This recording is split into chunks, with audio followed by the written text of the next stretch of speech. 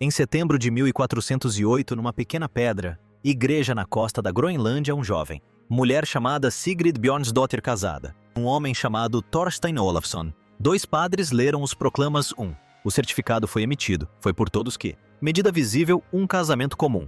O casal navegou até a Islândia 2 anos atrás, mais tarde para levar a notícia para casa. Essa foi a última vez que alguém ouviu falar disso. Dos vikings da Groenlândia, uma colônia, de até 5.000 pessoas estabelecidas para, quase 5 séculos, simplesmente pararam. Existente, sem corpos, sem registros, sem despedida. Quando um missionário norueguês chegou em 1721 esperando um cristão próspero, ao se estabelecer, ele encontrou fazendas abandonadas e igrejas silenciosas. Durante séculos, a explicação era a mesma. Eles eram teimosos.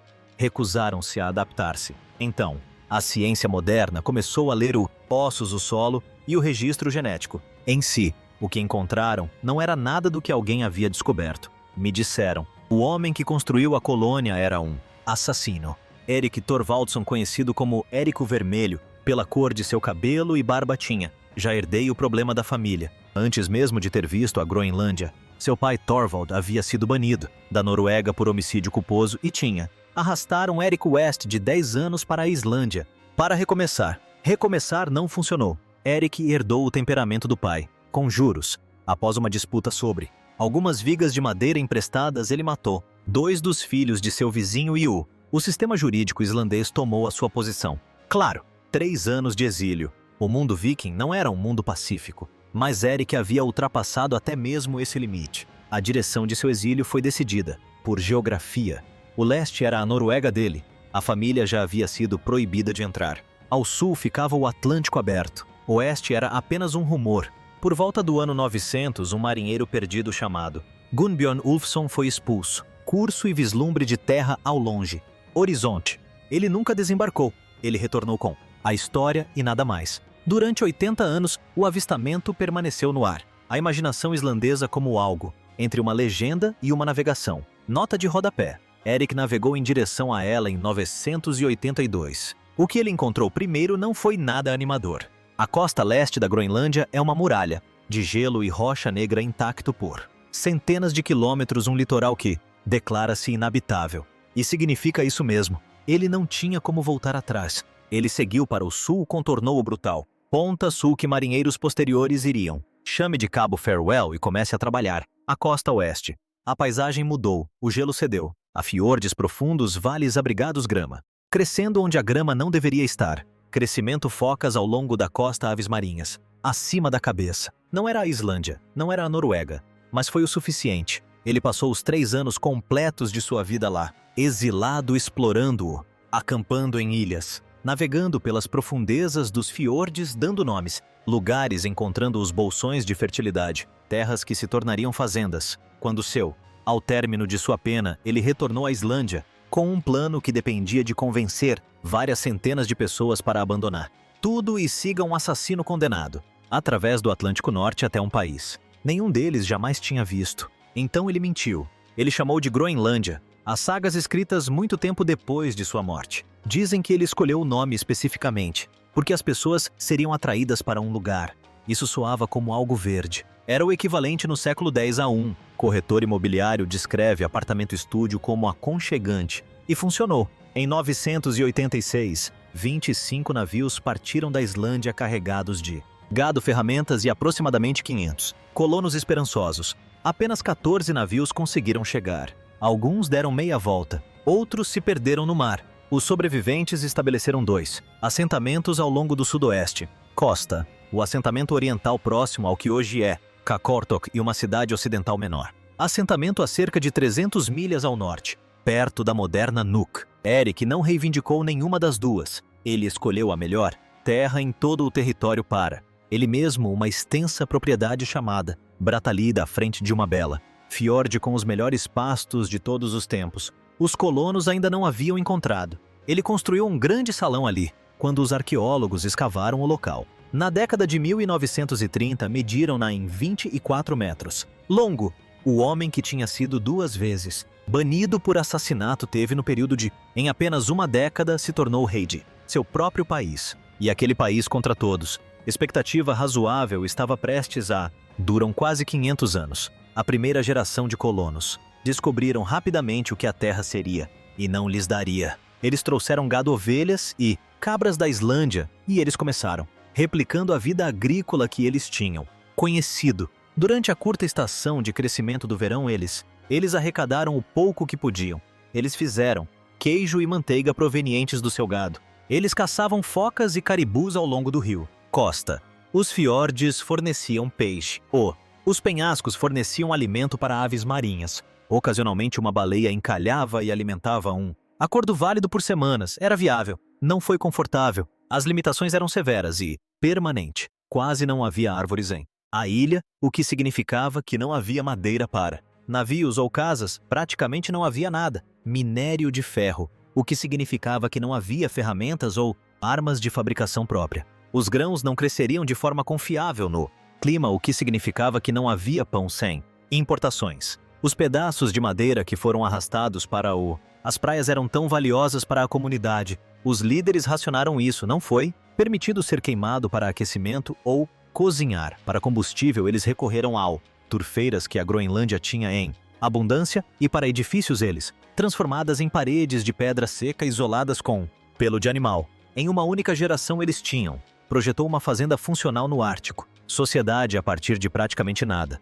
No início do século XI, a população havia atingido algum ponto entre 2.000 e 5.000. Aproximadamente 500 fazendas no leste, assentamento e cerca de sem número, oeste. E então atravessando a 12ª. No século XIII, a colônia entrou em que só pode ser chamada de Era de Ouro. O principal fator determinante foi uma única mercadoria.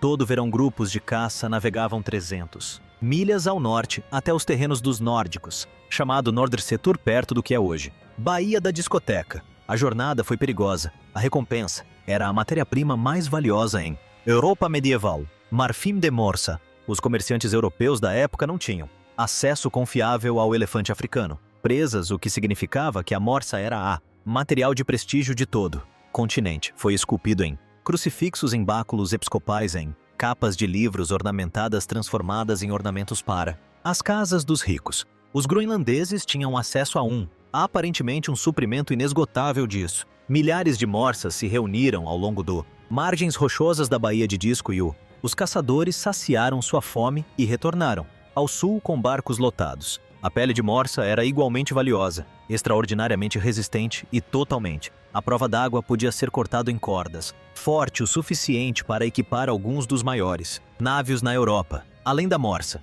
os próprios groenlandeses exportavam raposas, peles, óleo de foca e peles de urso polar. Ursos polares vivos eram ocasionalmente vistos, enviados como presentes reais comprados por reis europeus sem nenhum outro motivo além de o status de possuir presas de narval foram vendidas a um crédulo, elite europeia que acreditava que eles eram chifres de unicórnio autênticos, falcões gerifalte, as magníficas aves do Ártico. Aves de caça valiam mais do que seu peso em ouro. Possuir era um sinal de imensa importância. Status, em troca navios de Bergen. A colônia chegou com o essencial. Não foi possível produzir ferramentas de ferro, armas, madeira para barcos e casas, grãos para pão, vinho da comunhão e velas do altar para as igrejas. Sem nada disso, a colônia não conseguia funcionar. Isto é, a parte para segurar. Os vikings da Groenlândia não sobreviveram. Os recursos da Groenlândia, eles sobreviveram com base nisso. Uma mercadoria de exportação vendida a uma empresa comercial,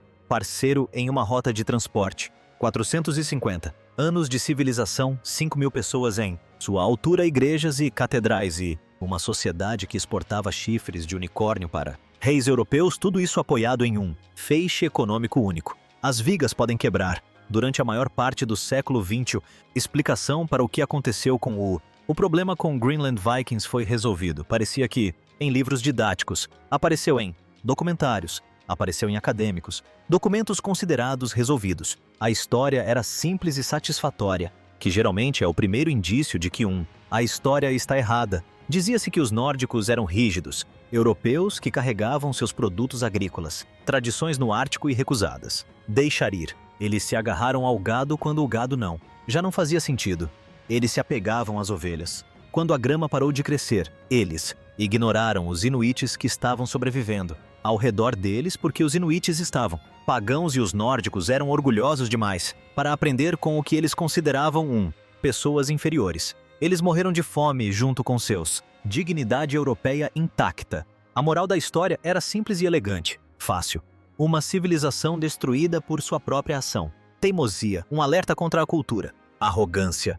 Era uma narrativa envolvente. Era. Também em grande parte falso. As evidências que o destituíram não. Vêm de novos documentos históricos. Porque não existia nenhum. A informação veio dos próprios ossos. Quando uma pessoa come, a composição química dos alimentos que consomem está escrito permanentemente em seus esqueleto. Isótopos de carbono e nitrogênio particularmente deixam uma impressão digital específico que um pesquisador qualificado pode ler. De um único fragmento ósseo, seja a pessoa se alimentava principalmente de animais terrestres em sua maioria, animais marinhos ou alguma combinação de ambos. A técnica é chamada de isótopo estável. Análise e ao longo das últimas décadas, tem sido aplicado sistematicamente a restos esqueléticos nórdicos recuperados em toda a região. Groenlândia.